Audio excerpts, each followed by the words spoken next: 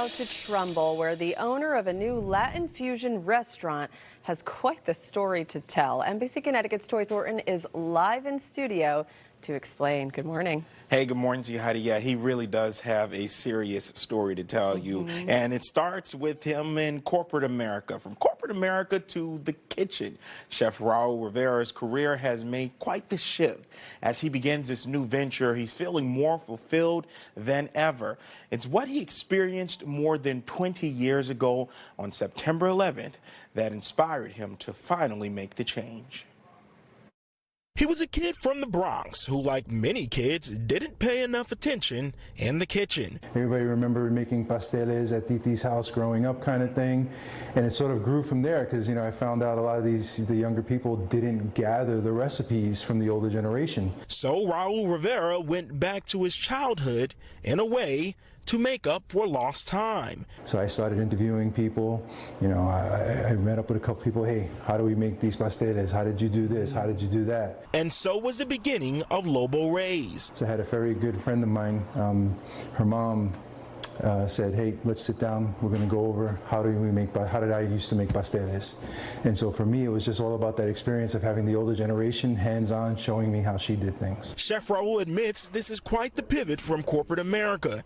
But cooking is something he loves to do, something that makes him feel, because life is short. That's a lesson he had a front seat at learning more than 2 decades ago. My office faced the Statue of Liberty. And next thing I know, I felt and heard this loud bang. September 11th, 2001. Rivera was VP of IT operations for a small startup company called Beyond Bun, which had recently taken a home in the World Trade Center in New York City. He was preparing to make a presentation when the unthinkable happened. Next thing you know, I see fire and debris just falling past my window. I was like, this is not good. Rivera remembers complete and utter chaos ensuing within minutes. Everyone literally running for their lives. So we were on the 46th floor, so we just started, obviously elevators are non-functional at this time. We all started getting into the stairwell.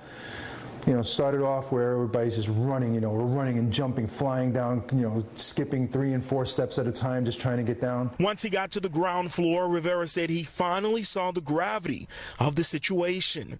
And you couldn't tell what was what because everything was covered in gray ash. After running far enough from the building, he saw the devastation in full view. You could see both buildings on fire. You saw the smoke billowing, and now there's only one.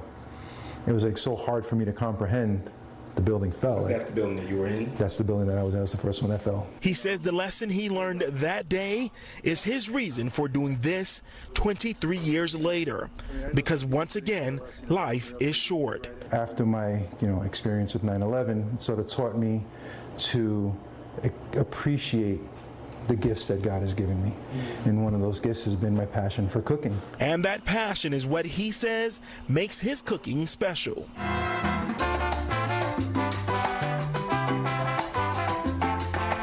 From my kitchen to yours. It's the same kind of food that I make at home for my family. It's from the heart. It gets my creative juices flowing because I just love, I put the Spanish music on, I just get everything going. I start sauteing stuff and slicing and dicing, and I'm just in a whole nother zone. And honors all Latin cuisines. Even though my background is from Puerto Rico, my family is from Puerto Rico, second generation born in New York, for me it's like I can bring in any Latin flavor in here.